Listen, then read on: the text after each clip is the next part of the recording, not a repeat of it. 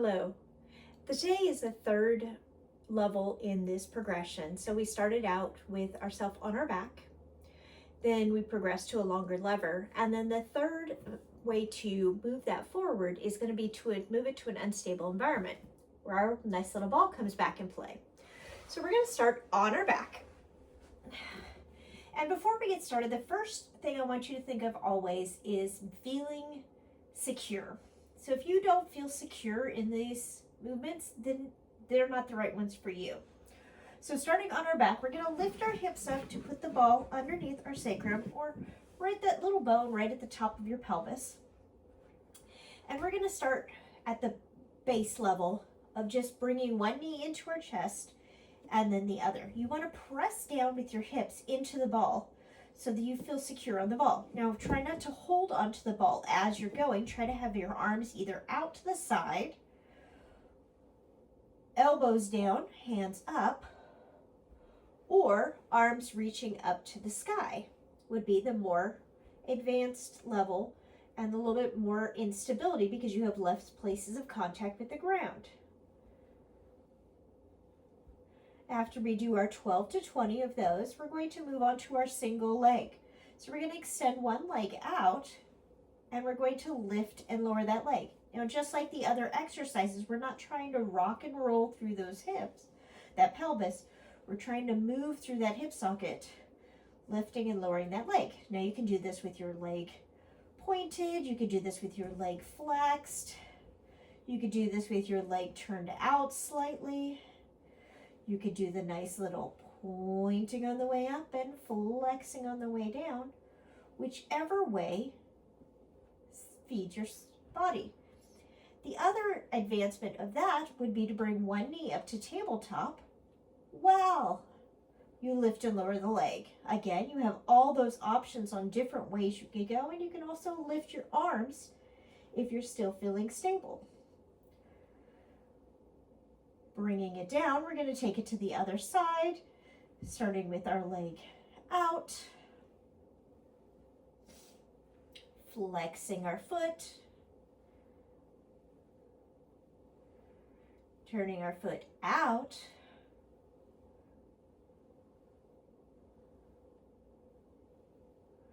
and pointing and flexing.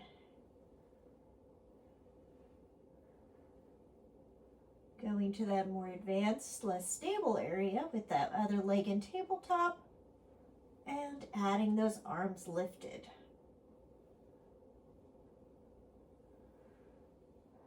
Bringing both feet back down to the ground, take those hips side to side.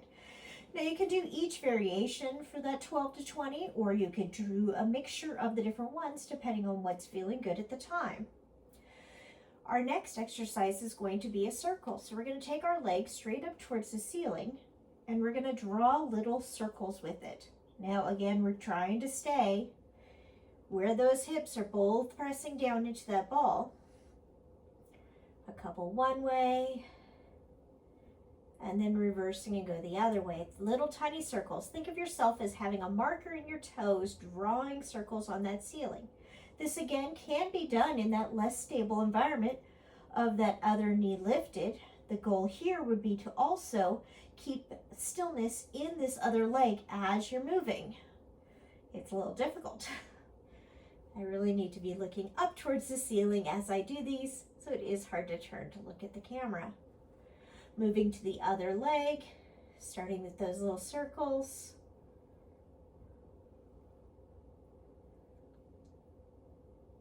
And circling the other way.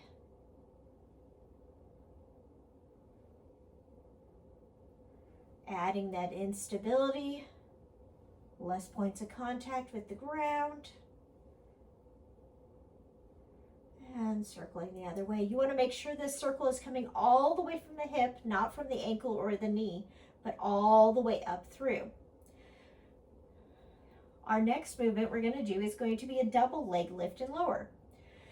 To prevent putting extra pressure on our lower back, we're going to start by bringing our knees up to tabletop and then extending them up towards the ceiling.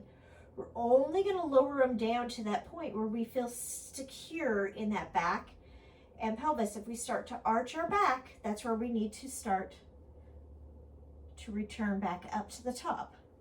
Again, you can add those arms up towards the ceiling. As you can see, I get a little shaky when I do that, so I prefer to have my arms down and still get a ton of work. And then bring my knees in. And to advance from here, we're going to take it into a frog. So we're going to turn our feet out to our nice little V, and we're going to press out and bring it back in.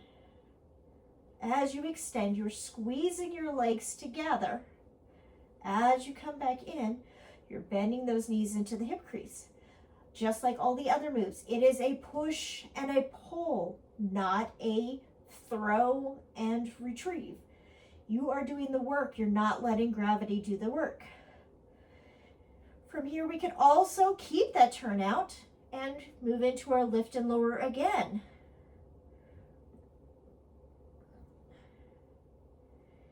And then turning yourself back towards the center and bringing it back down. The last move we're going to do today is going to be a scissor. We're going to do that by bringing our legs up towards the ceiling, and we're going to lower one leg down and then switch to the other side. We're minimizing the movement side to side and really trying to focus on where we can control, where we can keep things moving in that direction. So anytime your hips are lifted, you're going to have your head down. So we're not going to add a chest lift to this, but we can add those lifted arms up towards the ceiling for another level up. And then bend those knees in and bring it down. To do that at a lower level, you would take one leg up, bring it down, other leg up, bring it down, up, up. And then there we go. That's using the ball to advance your level on that laying down core work. Give it a try if you can, if you're ready for it. If you're not, stay where you're right for you today.